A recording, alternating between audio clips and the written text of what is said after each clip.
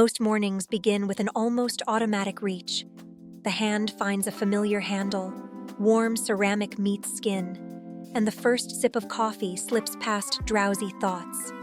Now picture that routine enlivened by a burst of painted color, a pair of whimsical bunnies bounding through flowers in tiny, glitter-lit brushstrokes. Instead of plain stoneware, you cradle a miniature mural. The heat of the drink wakes your senses. The artwork wakes your imagination. You haven't even spoken, yet your day has already greeted you with personality, memory, and a quiet invitation to feel something brighter. A story mug is a subtle storyteller. Lift it, and you're face to face with characters and symbols chosen for reasons only you know. The pets you grew up with, the blossoms that remind you of a grandparent's garden, the inside joke that still makes you laugh alone in the kitchen. Because the art is wrapped around something you actually use, you engage with it dozens of times without effort. Each glance becomes a micro moment of recognition. Ah, there you are, little friends. And that recognition nudges mood, primes curiosity, even softens the mental edges of whatever chore comes next. We talk a lot about mindfulness, yet few of us schedule extra minutes to meditate before work. A painted mug sneaks mindfulness into a motion you'd make anyway. Texture under fingertips, shimmer catching light, playful colors clashing just enough to feel alive. These sensory sparks pull your awareness back to the present. You slow your sip, notice aroma, maybe breathe a little deeper. Tiny, yes, but repeated daily, those seconds lengthen into a gentler state of mind. Your first decision of the day is no longer scroll or snooze, but notice or ignore beauty in my hands. That influence extends far beyond mornings. Set the mug on your desk at 3 p.m. when emails pile up. The palette in your peripheral vision cuts through monotony like a song's opening chord. Carry it to a meeting, and colleagues inevitably ask about the design, giving you an organic icebreaker that isn't weather or weekend small talk. Conversation tilts from transactional to personal, and suddenly the meeting feels less sterile. You didn't plan a team-building exercise. The art did it for you. Gift-giving transforms too. Wrap a hand-painted mug for a friend who just moved cities, or for someone mourning a pet, or for the mentor whose advice shaped your career.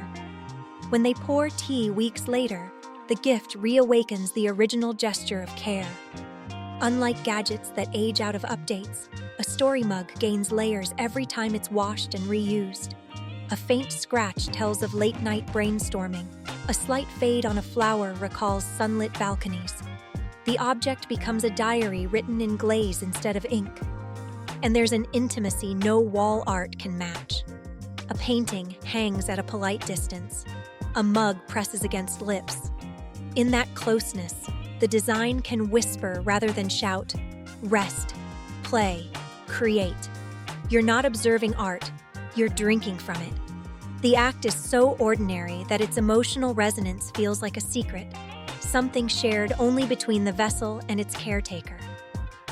Think of a family shelf where each person's cup flashes distinct colors and motifs. Morning looks like a rotating gallery. Space nebula beside minimalist monogram beside cartoon avocado.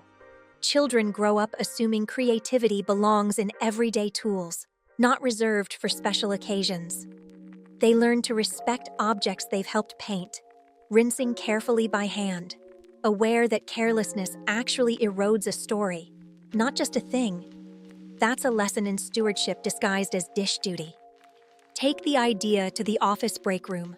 Suddenly, mass-produced logo mugs seem anonymous next to your single piece of portable art. Co-workers who rarely chat begin telling you about pets or trips they'd paint on their own ceramics. Friendships form from the simple question, "What's on your cup?" There's even an environmental echo. When an object carries unique narrative weight, you keep it longer. That longevity pushes back against disposable culture. You're less likely to impulse buy seasonal cups when your shelf already hosts a beloved, irreplaceable companion. Fewer objects join landfills. More stories stay in circulation. Perfection, thankfully, is unwelcome here. A slightly wonky line, charm, uneven glitter, texture. Imperfections read as human fingerprints, and something in our brains welcomes that honesty. Holding a mug that proves done by hand encourages you to go easier on yourself elsewhere. Drafts don't need to be flawless before sharing. Dinners don't need five-star plating to nourish. Plans can wobble, yet still stand. Every wobble on ceramic becomes a lesson in self-compassion. Mugs can be adapted for shaky hands with broad foam grips.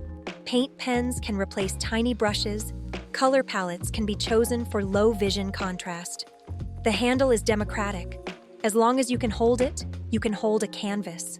Art, here, isn't gated by gallery standards, but opened to anyone willing to swirl pigment and let it dry.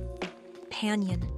And if a humble mug can hold so much story, imagine what could happen when you let creativity bloom across every corner of your life. So yes, the next time you lift a cup, ask yourself, is this a silent cylinder or a tale waiting to be told? And if it's still silent, you know exactly how to change that. One brushstroke, one memory, one sip at a time.